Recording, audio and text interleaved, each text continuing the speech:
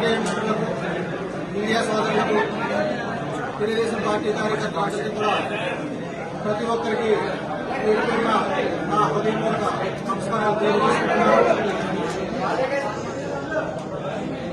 ఈరోజు ప్రతిపాడు నియోజకవర్గంలో తెలుగుదేశం పార్టీ ప్రస్తుత ఇన్ఛార్జ్ వ్యవహరిస్తున్న తీరు గురించి ప్రతి ఒక్కరికి కూడా విడివిడిగా చెప్పాల్సిన అవసరం లేదు. ఈవిడ నిజాయితీగా తెలుగుదేశం పార్టీలో కొనసాగుతున్న ఇప్పటి నుంచో పార్టీ పెట్టినప్పటి నుంచి ఉంటున్న తెలుగుదేశం పార్టీ కార్యకర్తలందరినీ విస్మరించి కొత్త కొత్త వాళ్లతో కార్యక్రమాలు చేయించడం జరుగుతుంది. ఈ విషయాలన్నీ కూడా అధినాయకుల దృష్టిలో ఉన్నాయి. అధినాయకుడు ఎన్నో పర్యాయాలు ఇన్ఛార్జి గారికి చెప్పడం జరిగింది. మొదటి నుంచి ఉన్న టీడీపీ కుటుంబాలను కలుపుకుని ఎదురుకు వెళ్లాలి తప్ప నువ్వు ఇష్టారీతిని ప్రవర్తిస్తే కుదరదని చెప్పేసి ఎన్నో సందర్భాల్లో చెప్పారు. అయినప్పటికీ కూడా ఆవిడ వ్యవహరిస్తున్న తీరు మారలేదు. మరొక్కసారి మీ మీడియా మిత్రుల ద్వారా ఆయనకు మా యొక్క ఈ హీన దుస్థితిని తెలియజేయాలని చెప్పేసి మీ ముఖంగా మేము తెలియజేయాలనే అభిప్రాయంతో ఈ రోజు ఈ కార్యక్రమం పెట్టడం జరిగింది. ఈ కార్యక్రమ ముఖ్య ఉద్దేశం ఏమిటంటే తెలుగుదేశం పార్టీ నిజాయితీ గల కార్యకర్తలు తెలుగుదేశంలో ఎంతో మంది ఇన్ఛార్జీలు కానీ తెలుగుదేశంలోకి వస్తున్నారు, పోతున్నారు. నిజాయితీగా ఉండే పార్టీని మారని వ్యక్తిని చూసి తెలుగుదేశం పార్టీ సీటు ఇవ్వాలని చెప్పేసి మేము కోరడం జరుగుతుంది.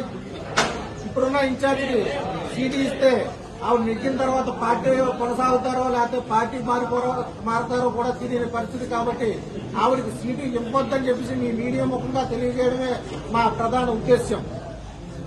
ప్రస్తుత ఇన్ఛార్జ్ కుటుంబం ఏదైతే ఉందో రాష్ట్రంలో ఎన్ని పార్టీలు అయితే ఉన్నాయో అన్ని పార్టీలు కూడా వారు చూసి వచ్చిన వారే. వారు మోయని జెండా లేదు, ఎక్కడి పార్టీ కడప మెట్టు లేదు. ఏ పార్టీ అది ఉంటే ఆ పార్టీ కడప ఎక్కుతూనే ఉన్నారు.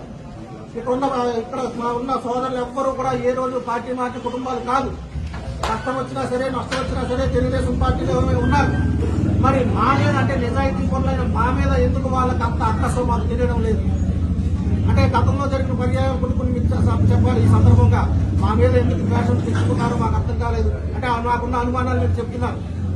వారు గతంలో తెలుగుదేశం పార్టీ వీడి రాజీనామా చేసి బయటకు పోయిన సందర్భంలో నన్ను కూడా కోరడం జరిగింది. నువ్వు నాతో పాటు రాజీనామా చేశాయని చెప్పేసి నేను దాన్ని తిరస్కరించాను. అది మనసులో పెట్టుకున్నారో ఏమో తెలియదు. ఆయన గతంలో ఎంపీపీగా పనిచేసినప్పుడు ప్రతిపాడు మండలంలో రొంగల సూర్యారావు గారని చెప్పి మా బీసీ నేత జిల్లా అధ్యక్షులుగా ఉండేవారు బీసీ సంఘానికి పార్టీ తరఫున.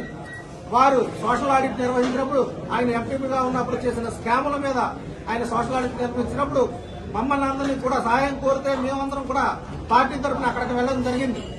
ఆ రోజు అవినీతిని నిలదీయడం జరిగింది. మరి అవన్నీ మనసులో పెట్టుకుని మా పార్టీలోకి వచ్చిన తర్వాత కూడా ఆ కుటుంబాలు మమ్మల్ని వేధిస్తున్నాయో ఏంటో మాకు తెలియదు. ఇవన్నీ దృష్టిలో పెట్టుకుని మమ్మల్ని ఏ కార్యక్రమానికి పిలవడం లేదో ఏంటో మాకు తెలియడం లేదు. అయినప్పటికీ కూడా రాజా గారి మీద ఇప్పుడు ఏ కేసు పెట్టినా రాజా గారు ప్రథమంగా ఫోన్ చేసేది నాకే. అమ్మా బోసు వాళ్ళు నా కేసు పెట్టారు, దానికి ఏం చేయాలి మనం అని చెప్పి సలహాలు సంప్రదింపులు నాతోనే చేశారు. ఇదంతా నియోజకవర్గంలో ప్రతి ఒక్కరికి తెలిసిన విషయమే.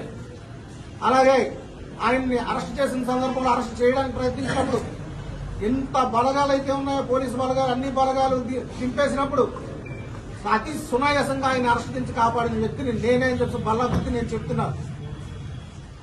అదేవిధంగా ఆయన కోర్టులో ఆర్డర్లు వచ్చినప్పుడు కోర్టు ఆర్డర్ల కాపీలు త్వరితగతిని రావడానికి హైకోర్టుకు వెళ్లి నాకున్న పరిచయాల మీద నేను చదువుకున్న విద్య నాకు తోడ్పడి కోర్టు ఆర్డర్లు వెంటనే త్వరితగతిని వచ్చి ఆయన్ని అరెస్టుకి నిలువరిస్తూ ఎప్పటికప్పుడు నేను సహాయ సహకారాలు అందిస్తూనే ఉన్నాను.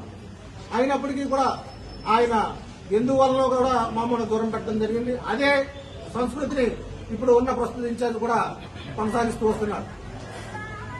మా మీద కూడా ఎన్నో కేసులు పెట్టారు. ఇప్పుడున్న వాళ్ళ మీద చాలా మంది మీద కేసులు ఉన్నాయి. ఎన్నో కేసుల్లో అరెస్టులు చూపించారు, 41 నోటీసులు ఇప్పించారు. ఒక రోజు మీ అందరికీ తెలిసిన విషయమే, వందలాది మంది పోలీసులు నా ఇంటికి చుట్టుముట్టి నన్ను తీసుకుపోతే మళ్లీ నేను ప్రాణాలతో తిరిగి వస్తానో రానో కూడా తెలియని పరిస్థితుల్లో ఆ కుటుంబ సభ్యులు వేదన చెంది హైకోర్టును ఆశ్రయించి హెబియస్ కార్పస్ ఫైల్ చేస్తే తిరిగి నేను ప్రాణాలతో తిరిగి ఇంటికి రావడం జరిగింది.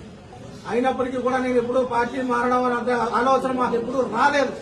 ఎన్ని కష్టాలు వచ్చినా ఇదే పార్టీ, ఎన్ని నష్టాలు వచ్చినా ఇదే